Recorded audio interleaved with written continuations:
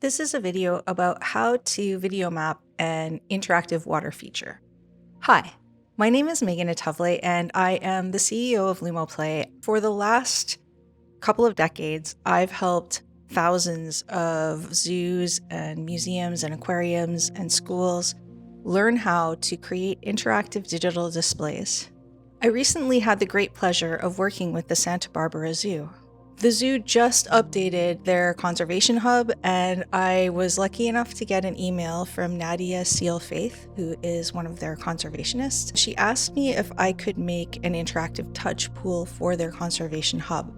I didn't know what that was, so she had to send me some videos and explain it to me, but basically what it is it's an actual water feature with water in it. You project interactive fish into the pond through the water.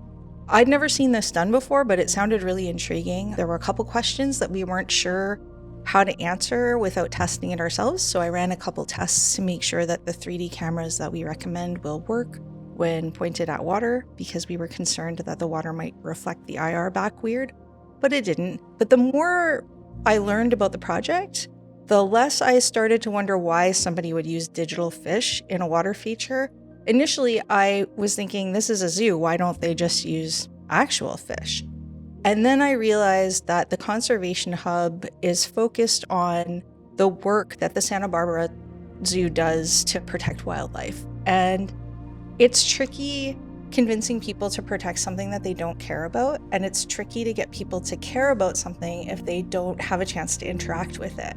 So what this water table is going to give them an ability to do is not only share information about a lot of the species that they're working to protect, not just one set of fish that a single aquarium is designed to support, but also it gives people the ability to actually splash around, get their hands dirty, and interact with the species in a way that they probably couldn't do safely with actual live animals. There were two really big challenges with this project, though.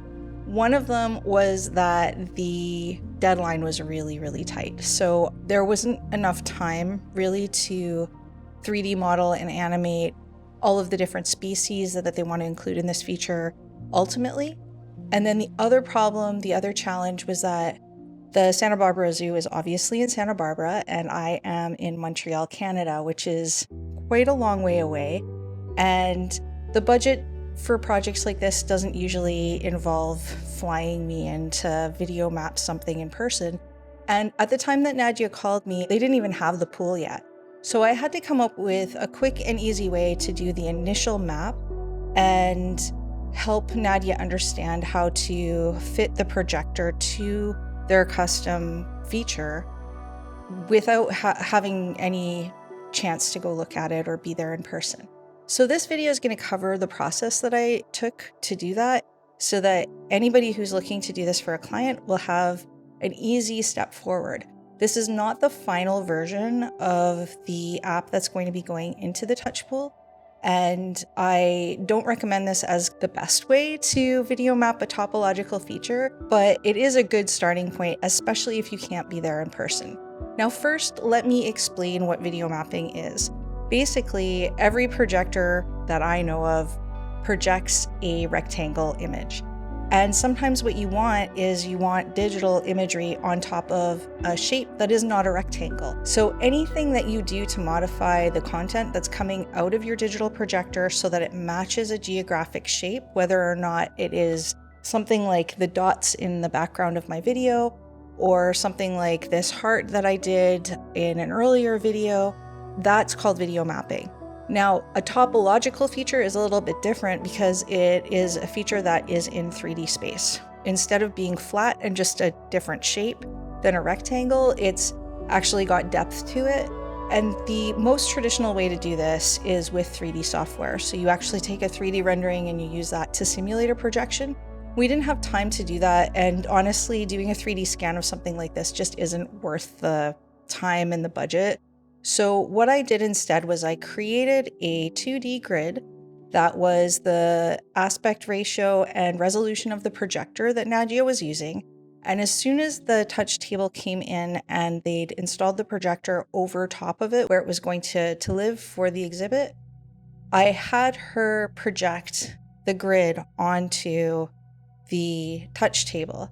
And then I took that image and I counted each one of the intersections, and I put little red dots on all the areas that I thought would be the border of the pool. Now, this only tells me what the shape of the actual pool is. It doesn't tell me where the walls are. There are some ways to do that, but we really didn't have time to do all the math for, the stretching. And also, when you're taking a picture of a projection from the top down, you don't always see those distortions. I would need pictures from multiple angles if I was going to do things like calculate depth. And then the last thing was we didn't know where the water level was going to be exactly. In the final installation, what I ended up doing was creating a mask that just kind of made the shape of the very top of the pool, and it comes up the sides a little bit. Also, I applied this mask, which is basically just a black PNG image with a transparency in the middle for the app to live. I made it for an existing app. And that was to address the first challenge, which of course was the deadline. What we decided to do in order to get something ready for Nadia's grand opening was to use an app that we already had. So use the Coral Reef Floor app that we have in our library and just put a mask around that. And we also took the ripple effect out because it was superfluous, because the projection is through water, so you're gonna have a real ripple. But other than that, we left everything else the same, and it worked out really, really nicely. So this is a really, really fun technique that you can do if you're ever trying to quickly map something that, is maybe like a bowl or something that has some depth to it. Then once you've done that and you have more information, so now that I know where the water level is and I know where it's overshooting on the sides, I'll be able to use a couple more reference images to tighten up this mask. But we're not going to do that until we actually get into making the app for the final animals that are going to be in this touch tank. We'll probably be doing that in the fall, but in the meantime, if you're in the area, I highly recommend that you check out the Santa Barbara Zoo's Conservation Hub. They do a lot of really, really cool work there. I'm just going to list some of the animals that they look out for. They have conservation efforts that include the California condors, snowy plovers, red-legged frogs, sea otters, ocean ecosystems. They're also the first zoo ambassador for the Protecting Blue Whales and Improve Air Quality program. That's kind of a mouthful, but they're running this program along the California coast to encourage slower, safer shipping, and that really reduces the harm to whales in the area. There's a link to their website in the description of this video. Please, if you have a chance, if you're nearby, the whole zoo is fantastic, and the Conservation Hub in particular is very, very cool. And this is coming from someone who has turned zoos away.